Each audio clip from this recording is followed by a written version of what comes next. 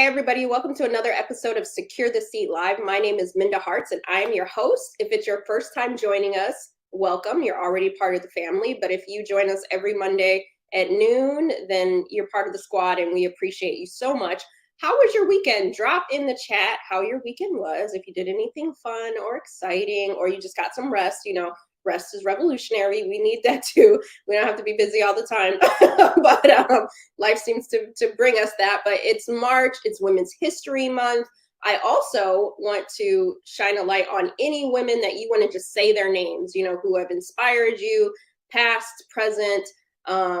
Just drop their names in the chat. Let's give them some love. They may not even be watching the show right now, but let's just put their names in the chat, because there's so many women that have done so many great things and we'll never know their names, right? But we know that we are beneficiaries of their hard work and determination and innovation and ideas. And so I also want to give space for that today. And I also want to just say my mother's name, Marche. She's a wonderful woman, and I am the best parts of her, and I'm thankful that that God gave me a mother like her. And so I'm always inspired by her. And I just want to say her name today. Women's History Month is, we celebrate it in March, but we should be celebrating women each and every day. And with that said, I am excited for today's guest. He is not a woman, but he definitely is an ally and amplifies women. I know that he's been supportive of my journey, and many women will leave this earth with so many ideas or things that they've told themselves that they weren't smart enough, or they didn't have this enough. And our ideas are our equity. And so I want you to hold on to those ideas. And Jeremy Utley, he wrote this book called Ideaflow, which is a beautiful book, a very innovative book. If you're like me, I love to read and consume all kinds of books. But my ideas, if you look inside my notes in my iPhone, for iPhone users, I don't know what you Android users do. Is there a note section? but on iPhone, there's a notes. And throughout the day, I just jot down my ideas. I do these brain dumps, and then I may not use them right away, but there's things that in my books that I've gone back to that have been in my notes for months and years that I'll pull back, and I can thread the needle through to use some of those ideas. But I don't throw anything away, because you just never know where the ideas may come and where they will flow. And so Jeremy is the director of executive education at the D.school at Stanford. He's an adjunct professor. He's an author. He's a father. He sits at many different intersections. And without further ado, I'm going to bring him to the stage. Hey, Jeremy. Hey, Minda. Great to be here today. I'm happy that you're here. Thank you for saying yes. My pleasure. Thanks for inviting me. This is amazing. What an opportunity. I love the book, and just thank you for how you support women. And before we jump into the real questions, first I want you to tell people a little bit more about who you are, the bio from you, and then I have a question before we get into the questions. Yeah, sure. I'm Jeremy. I'm the father of 4 daughters, actually, so I'm really happy to celebrate Women's History Month with you. I love actually to shine spotlight on amazing practitioners of design and creativity and innovation. And I consider myself a front row student in the world's coolest classroom, to be honest with you. I feel like learning in public is my jam. And so I'm constantly learning. And the stories that I got to tell in my book are stories from my learning. And I feel like more than being the professor, I want to be a student in the classroom. And so a lot of times, I'm just as delighted to discover. I was in an interview the other day, and while we're talking, I'm taking notes. So I'm like, this is gold. I didn't know this stuff. I didn't know how this stuff came up. So I consider myself a fellow student on the journey, and I'm eager to discover with you today. I love it. And because it is Women's History Month, is there any woman that you would like to shine a light on that has inspired you, or when you think about innovation, you think about this woman? Yeah, well, the story that comes to my mind, one of my favorite stories of innovation, is actually a single mom in Dallas, Texas, named Bette Nesmith Graham. And she was a single mother in the 1950s. She was working at a Texas Bank and Trust as a typist. And she had experienced a problem that every secretary or typist of that day was experiencing, which is that her typewriter was driving her crazy, because it's always smudging her page, and she's always having to make corrections and erase mistakes and things like that. And But unlike many of the, secretaries that day, she was a single mom and she was working to support her family. And so she's taking side jobs and gigs and doing whatever she can to make ends meet. And one of my favorite stories actually comes from one of these kind of side hustles that she's just doing to make ends meet, but it was it sparked a revolutionary idea for her. So the story goes, she's painting a window display at a department store and she made a mistake. And so she grabbed her, straight edge and she's kind of erasing the mistake. And a painter came over and said, whoa, Bet, what are you doing? And she said, oh, I'm erasing. I made this mistake. I was just erasing it. And he said words that would change her life and change many of our lives. If we're over 40, this person changed all of our lives. The guy said, painters don't erase their mistakes. Painters paint over their mistakes. And that sparked an idea for Bette Nesmith Graham that ultimately became whiteout, liquid paper. And because for many people, if it was me at the window display, he'd say, painters paint over their mistakes. I go, oh, great, thanks. But for Bette Nesmith Graham, who'd been kind of nursing this frustration with her typewriter, painters painting over their mistakes was a revolutionary approach to the problem she'd been trying to solve. And so a couple of things that I take away from that story. One is you talked about writing down ideas. If you don't have ideas, and I would say to all of the women listening, if you don't have ideas, that's fine. Write down problems. We tell students at Stanford since the 1960s, we've given this assignment called Keep a Bug List, which is long before computer programming entered common parlance. We're telling people, write down the stuff that bugs you. The stuff that bugs you is the seeds of innovation. And so even if you don't have ideas, if you become aware of problems to be solved, and awareness of problems to be solved is the first step to innovation. And then the other thing that I love is making unexpected connections. And ultimately, ideas are just connections. That's it. They're just connections between things that we know and are learning. And for Bette Nesmith Graham, this knowledge of the frustration of the marks of the typewriter was connected to this new insight that painters paint over mistakes. And that's something that all of us can do, is practice making connections. Not every connection yields an amazing. I think she ended up selling liquid paper to Gillette for over $200 million in today's dollars. Not every connection we make is going to have multi-hundred million outcome. But if we get in the habit of practicing connection making, we're way more likely to identify a breakthrough whenever it comes into our field of vision. I love that. And for those who are not familiar with her story and want to read more, we'll drop some information in the chat. I found out about her maybe like 3-4 years ago, and I was just shocked by it, her story. And so there's so many stories like hers that just you don't know. And I mean, for like you said, we should be talking about this woman. I mean, she revolutionized business. Yeah, totally. What do you call it? Tools that we use. I mean, whiteout is still, I was at, where was I? I was like at Staples not too long ago, or like Office Max or one of those places. And whiteout was still being sold. Yeah. No, everybody who's ever written like a term paper or a final exam, it's like whiteout's your best friend. Yes. I am in that age group that was using whiteout heavy. So thank you for sharing that. You got it. Jeremy, you have a book called Ideaflow. Before I jump into some questions that I had for you, just tell our audience why you wrote this book. Like, kind of what was the impetus for that? Yeah, great question. The short of it is over the last 13 years or so, I've had the privilege of leading executive programs at the Stanford D.school. And so we're always talking about creativity and innovation in the context of business with business leaders from around the world. And we'll have, 4 or 5 days of programming. There's always one slide that shocks people of, hundreds of slides that we'll share over 4 or 5 days. And the slide that we realize shocks people is some research by our colleague at Stanford named Bob Sutton, along with his PhD student, Andy Harganon. They did a study of innovation firms to see what is the shape of the funnel of innovation, so to speak. If you think about, typically the top end of the funnel is broad and then it goes narrower. Well, if you want to get one innovation that comes out of the bottom of the funnel, or one defined as a commercial success, how wide is the top of the funnel? Linus Pauling is he's a chemist, Nobel Prize winning chemist, who said to have a good idea, you need to have a lot of ideas. But then the question is, well, how many is a lot? And it's not like a matter of opinion. There's actually research on this question. And we put it up on the screen We ask people, how many ideas do you think you need? People say 20, 30, 47, 19, that sort of stuff. And then you throw the data up there, it's 2,000. Actually, you need 2,000 ideas to have a commercially viable innovation. And it just always shocked people.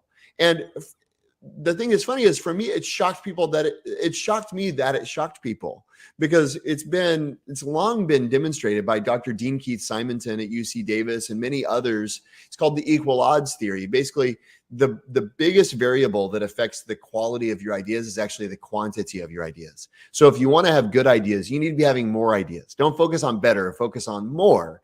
And so I knew that kind of anecdotally, but I was just amazed at how this data, just this simple chart that we showed people, everybody's surprised. I need that many ideas? Because all of a sudden when you realize you need that many, then you go, how in the world do I come up with that many ideas?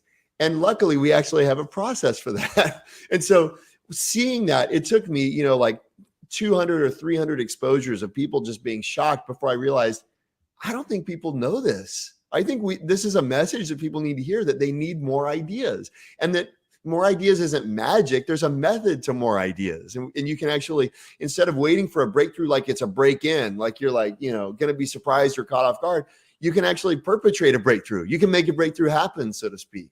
So that was the genesis of the idea. And then once we kind of realized that, then the question is, okay, well, how do we describe the process? How do we describe the craft? And then, right, as you know, way better than I do, writing a book it's one thing to have the idea. It's another thing to execute it. It's a whole other animal.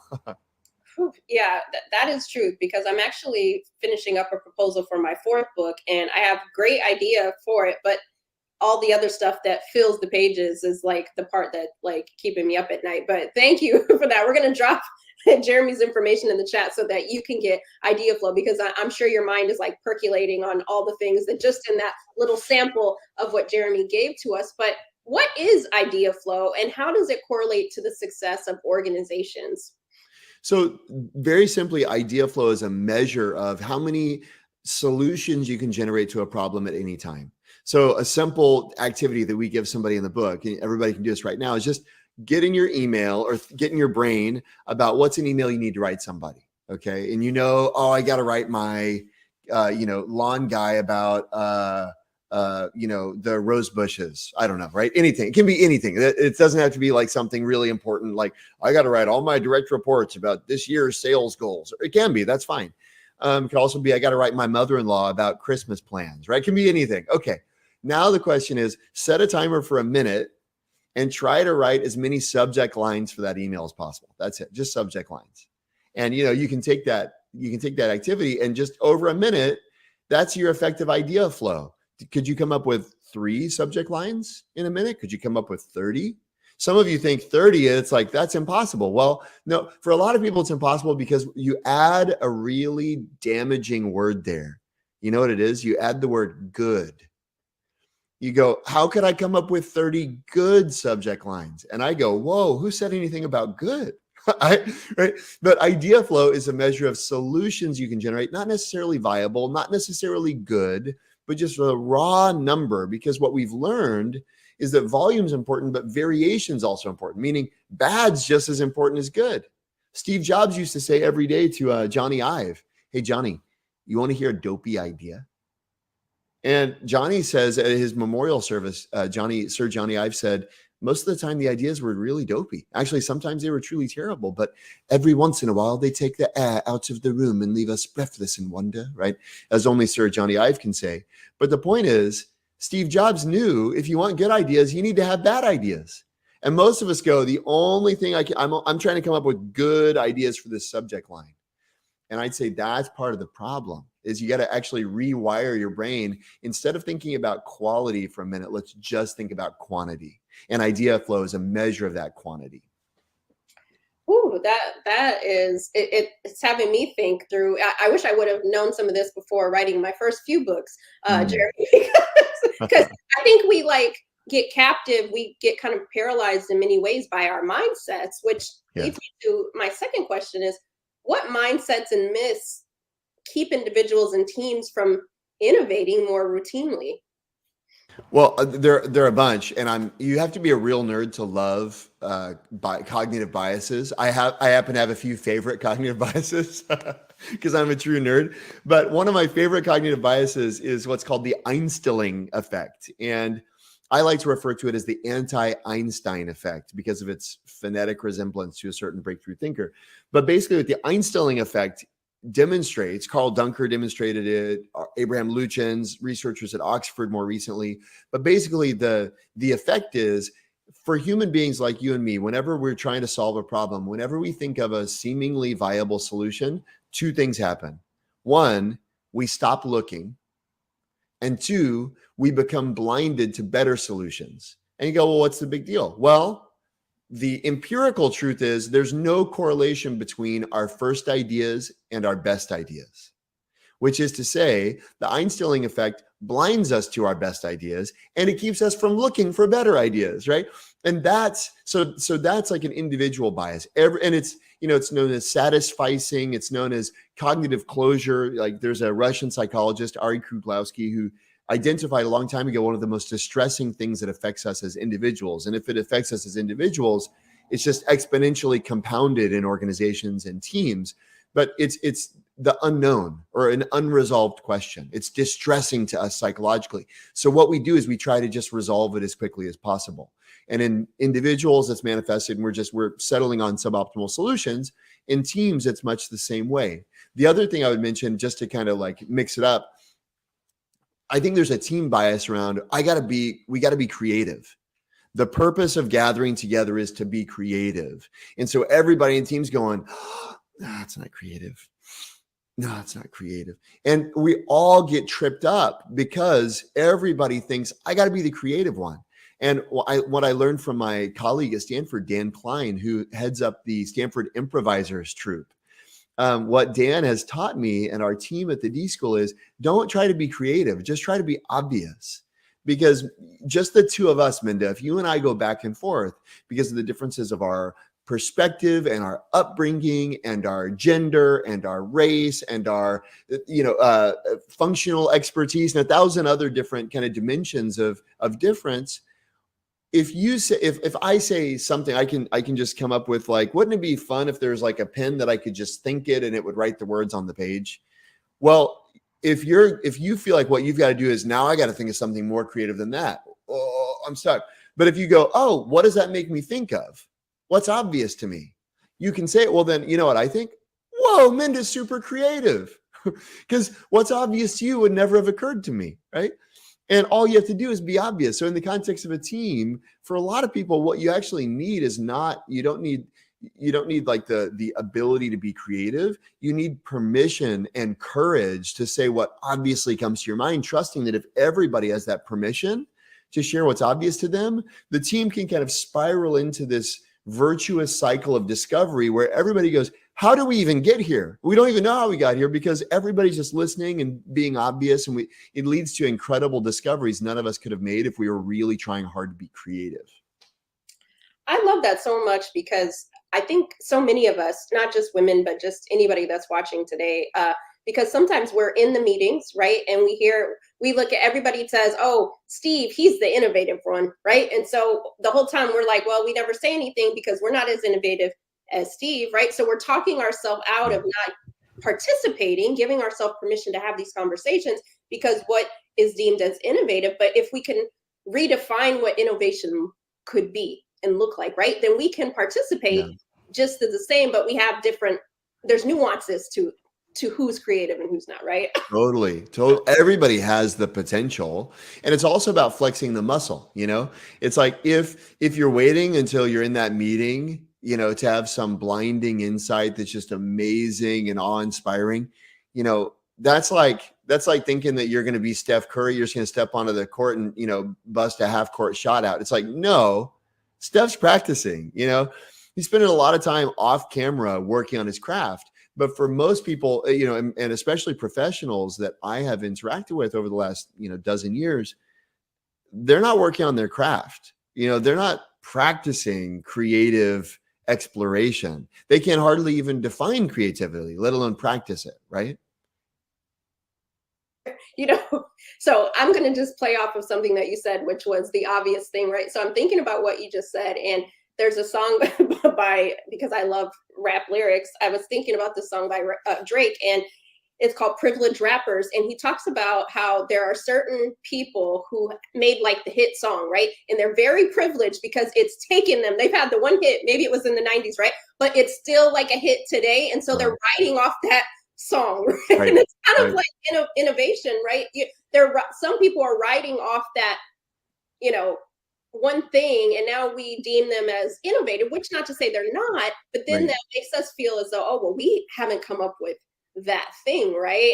And so, but like you were saying, there's the kind of like a spectrum of innovation, and if we can kind of tap into what that is and practice those things, and you could be innovative every day if you define innovation, right? Kind of, do you get what I'm saying? Totally, 100%.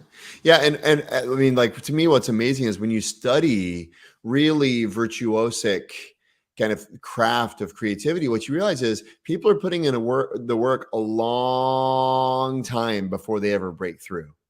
And a lot of us are just waiting to break through, but we're not putting in the work, and you look at somebody like a great example, the most subscribed YouTuber, I think, on the planet, Mr. Beast. He's got like something like 200 million followers or something insane, right? Well, if you listen to interviews with Mr. Beast, what you realize is he didn't make a penny on YouTube for like 11 years. And he's just every day he's like analyzing videos, and he calls them his lunatics, like his crew of people that they're just really focused on dissecting videos. And if you look at that craft, if we could see what's kind of hidden in the background, and you had to place bets on who's going to break through on YouTube, I think a lot of us would go, man, it's going to be that dorky kid wherever he grew up. I don't even know, right? But that kid who's just pouring over video after video, stepping up to the plate and whiffing again and again and again. It's like, I'm going to put my money on that kid because he's doing the work. And a lot of us, I think that we are done a disservice by a lot of the mythology around innovation, because it's this lightning bolt moment. Thomas Edison thought of the light bulb, and it's like, that's not how it works. How it works is you put in the work, you do the work. And just like Steph Curry does the work, and and the reason he's, we won't argue about who's the greatest, right? Because I don't want to, assume, what people think, but I love Steph, right? It's like, and what everybody says is he works harder than anybody else, I mean, Kobe, to use a different, I grew up in Dallas. So of course I'm a Dirk Nowitzki fan. And I was watching a documentary about Dirk, and somebody mentioned in the documentary about Dirk how Kobe, the Lakers would travel around and people would be out at the club in Dallas or Detroit or wherever they are, but not Kobe. And everybody knew where Kobe was. He was in the gym. While everybody's at the club, Kobe's in the gym. And at first I thought, wait, why is he in the gym? He's Kobe Bryant, And then I realized he's Kobe Bryant because he's in the gym. And and I think for a lot of people, especially as it comes to creativity, they don't even think there's a gym. They think it's like, man, either I can walk on the court and, hit the half court threes or not. And it's like, that's not how it works in any other part of life. And if you want to hit half court threes in creativity, in the brainstorm, when Steve's over there with good ideas, the way you get there is you put in the work. It's that simple. Listen, like you said, you're in Silicon Valley. People were in the garage for a very long time before they came. Totally. That's exactly right. That's why it's iconic, right? It's like, how could something so great start in like such humble beginnings? Right. That's how this stuff works. Yeah. So we're at the end of the day, we're saying, get nerdy with us, okay? And we're going to drop. Please. About get Ideaflow. We're dropping it in the chat for you to purchase, but you don't, give yourself some grace and some space, right? To flex that muscle, as Jeremy said. And a lot of these things that people say in the meetings, you never know what the gym that they were in before they got here. And so the pressure, I think, that we put on ourselves sometimes when we couldn't have processes and frameworks to get to those ideas or problem solving, like you said. So, thank you for writing this book, because it actually gave me a different way to kind of look at things, because I was one of those people too that was like, man, I wish I could be like so-and-so and come up with the idea on the spot, right? But sometimes that happens and sometimes it doesn't, but the gym that we can put ourselves in for that flow to come, right? You're reminding me of I saw an interview with Jerry Seinfeld the other day, and the interviewer asked him, "So, like, do you ever take a break?" And Seinfeld immediately said, "Never. I'm never not thinking about jokes." And he said, and the interviewer said, "Even right now," he goes, "Even right now, I'm not even paying to this conversation. I'm only looking for where's the joke, you know." But the person said, "Is that exhausting?" He said, "What could be more fun than looking for jokes?" You know. But we see somebody like Seinfeld do a stand-up bit and go, "I'm not funny." It's the same thing. It's like saying, "I can't shoot threes," or "I can't be like Steve." I mean, to use the archetype in the meeting, right? It's about having that intention, having that attention, and devoting attention. And hopefully, what we've done with the book too is dispel giving creativity attention doesn't mean you got to like go to take a 3-day silent meditation retreat and leave your life. No, there's like simple things you can do to build your own creative capacity on a daily basis. That's our hope, is that we demystified it. We made it simple and accessible so that everybody can realize, just like, my little sister, who's an amazing volleyball player, when we go to the grocery store, she grabs a jug of milk from the fridge and then she does curls. It's just like, that's volleyball practice in a sense, right? It's not only when she's wearing her uniform. In the same way, there's gallon milk jug curls we can do in regards to creativity that don't mean we got to suit up or we got to have a coach. They're just simple things that we can do to dramatically change the odds of delivering a breakthrough when we need it. I love it. I love it so much. Last question I have for you is, I know we've talked about a lot in terms of just innovation, but how do diverse perspectives drive innovation? Because, there's a lot of talk about diversity and the case for it and all those sorts of things. But, I would love to hear your thoughts on this. I mean, to me, it's nothing could be more obvious than that. And it goes back to this idea of being obvious, actually, not to be too meta. But homogenous teams are really good at moving fast, okay, and executing a known plan. So if you want to execute a known plan and move quickly in a known direction, then don't pursue diversity, okay? Who knows what the plan is?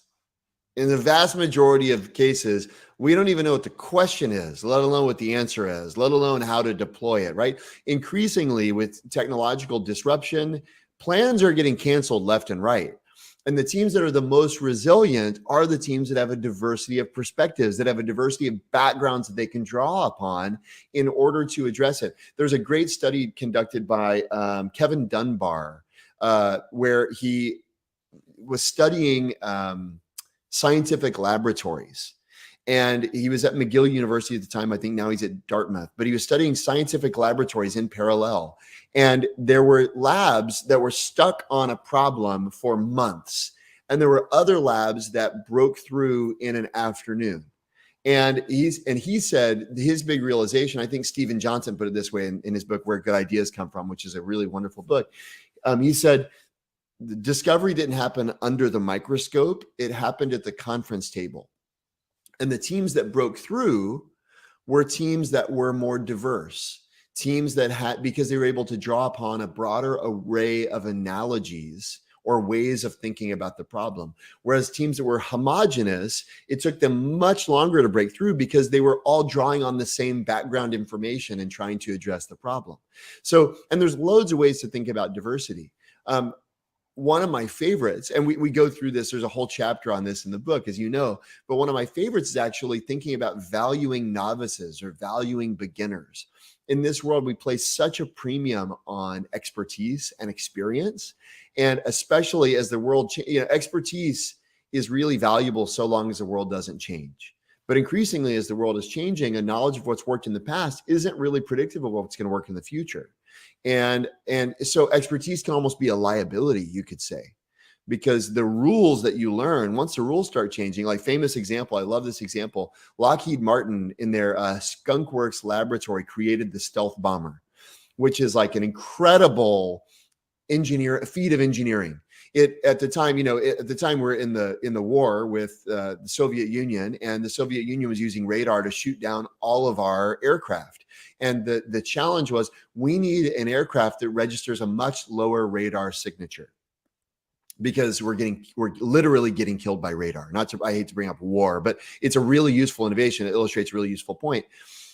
The stealth bomber registered 1/1000th of a radar signature of any other aircraft that had ever been invented. So we're talking not one order of magnitude, not two or three orders of magnitude better than anything that had ever been invented. And when Dennis Overhauser, who's the young guy in the corner who doesn't have any really important work to do, who's so bored he's reading obscure Russian math papers in the corner that the Russians hadn't even read, when he designed the first stealth bomber, the aeronautics engineers, the head of aeronautical engineering at Skunkworks said, that kid should be burned at the stake. I got a slide rule older than that kid. And I'll tell you for sure, that plane will never fly. They called it, at Lockheed Martin, they called it the hopeless diamond, because they said there's no hope of it ever flying. And the thing is, that's totally true. It's unstable on all three axes. You can't fly.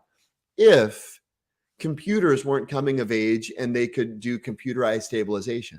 So for all of the experts, these are the greatest experts in the world as it relates to aeronautics, they missed it.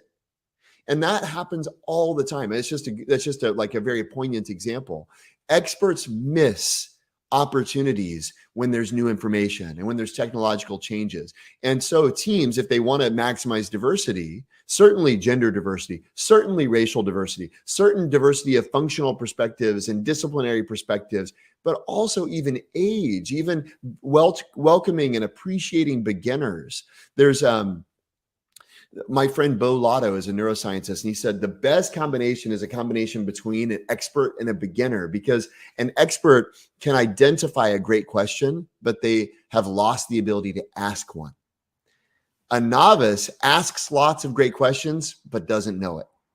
And so you put them together, the novice asks a question, the expert goes, that's a great question, right? That's a magical combination. Anyway, to me, it's one of the easiest arguments to make that innovation requires diversity. The diversity is essential to breaking through in art, in science, in engineering, in business, in law, in parenting. You look across the board, diversity is essential. The case has never been easier to make, and it's never been more urgent to make the case for diversity than it is today. Well said, mic drop. Nothing more to add. And I feel like our audience today you've taken us to school with you. You've given us a sliver of what life on Stanford might be like with whatever I can do to bring. Anytime folks want to come out to the Bay Area, I'd love to give a tour. Just let me know.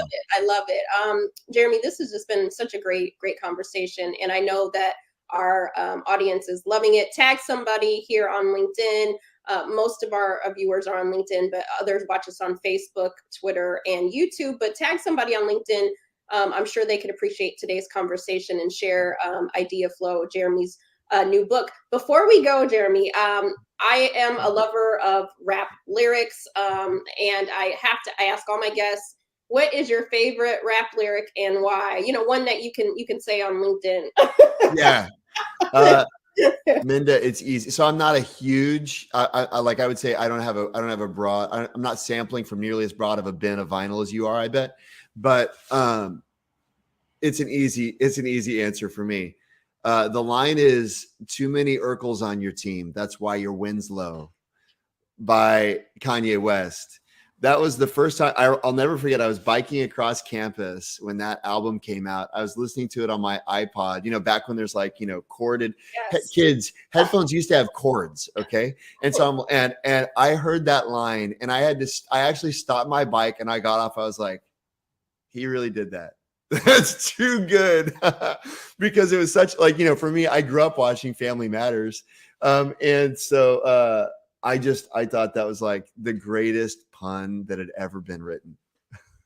That was a good line. It's funny. I don't know, because you like Family Matters, and we definitely grew up in our house watching TGIF, right? Yeah. Fridays, but there's these progressive commercials, insurance commercials, and now they have the dad from from Family Member. He's like the TV dad, and he pops up in conversation at random times with different families. So it also made me. I haven't seen it. I got to check that out. That's too good. TGIF was my jam for sure. Yes. Yeah. So thank you for sharing that. And another thing here at Secure the Seat that we talk about is that everybody can be a leader. You don't have to wait for your manager, for a title change, for a one-on-one, that we each can activate our leadership today. what is one piece of advice you would give all of our leaders watching on how to make the workplace better than they found it?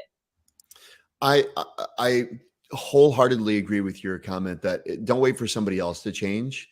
To me, the wrong way to take any of the stuff we've talked about is, man, I wish my boss would ask me for more ideas. The right way to take it is, I'm going to ask my team for more ideas, or I'm going to ask my teammates for more ideas. The wrong way to take it is, man, I wish my boss would value diverse perspectives. The right way to take it is to say, what can I do to value diverse perspectives more, right?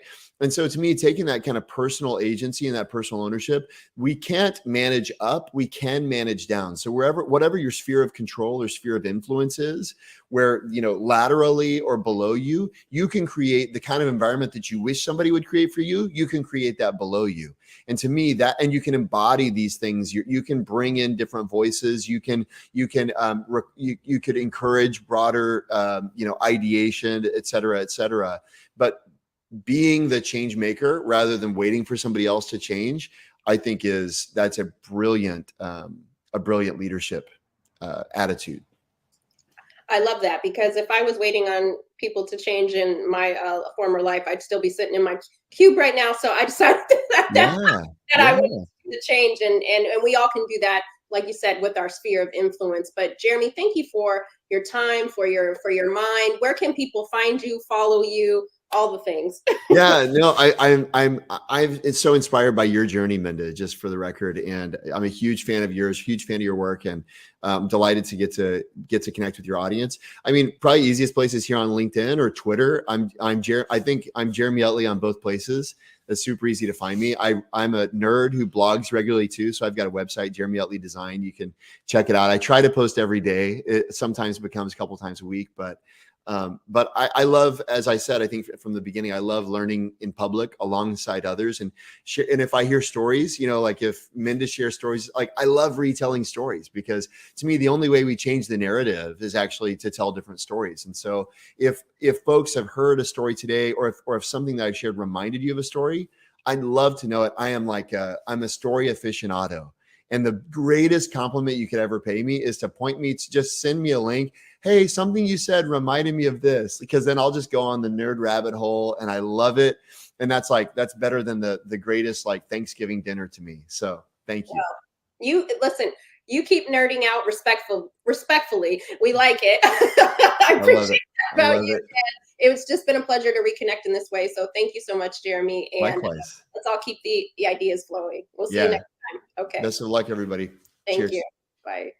Wow, what a great episode. We just thank Jeremy for his time and just everything that he's given. Again, we'll drop his information in the chat. Make sure that you follow him right here on LinkedIn and purchase the book. And I hope that you got something out of our conversation. So tag somebody in the chat so you could share this information this week.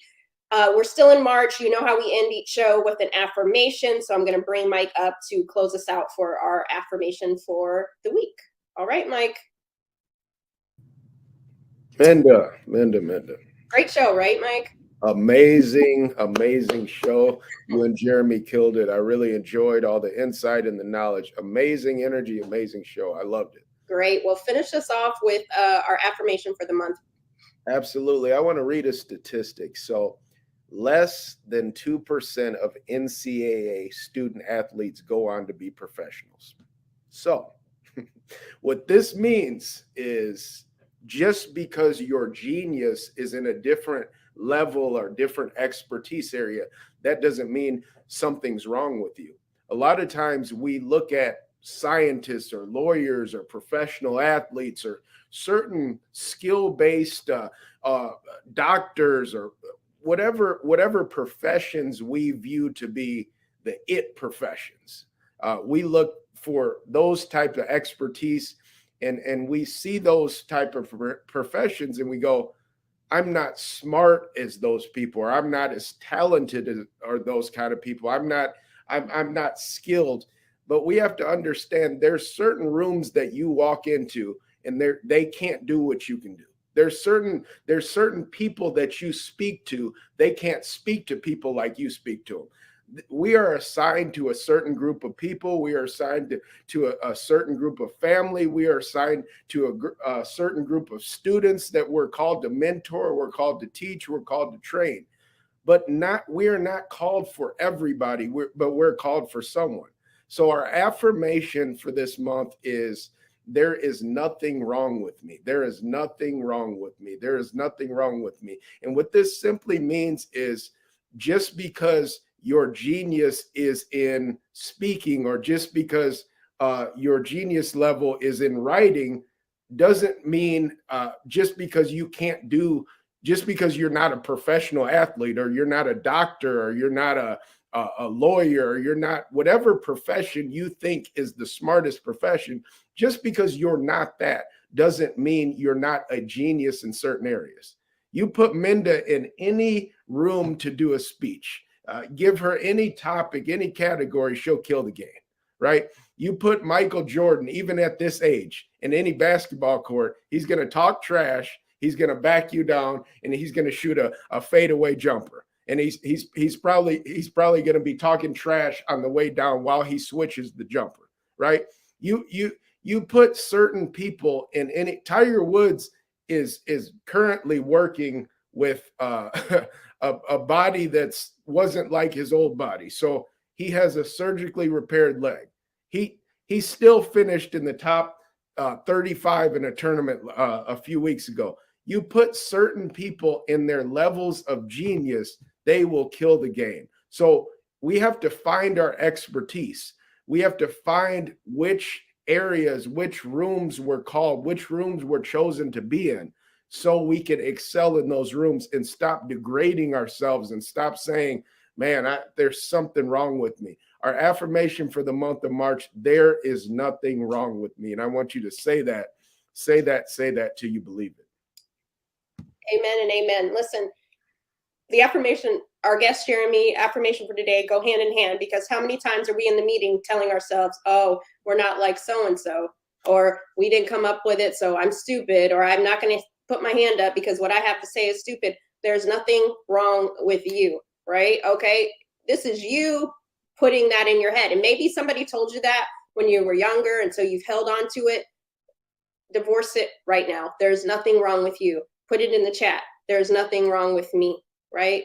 And we just keep that energy. Keep that energy. Whenever someone might say something that makes you feel, you know how sometimes we'll even say, oh, I feel stupid, or I feel this. There is nothing wrong with you. So get it in your spirit. Put it in your head. If you got to put it on your sticky note, if you need to set your alarm clock 3 times today, and every time it goes off, you're reminded there is nothing wrong with you, please do that. That's it. That's it. Keep securing your seat. We'll see you next Monday. Happy Women's History Month. There is nothing wrong with you. We'll see you next week. What do you always say, Minda? Period, right? Period.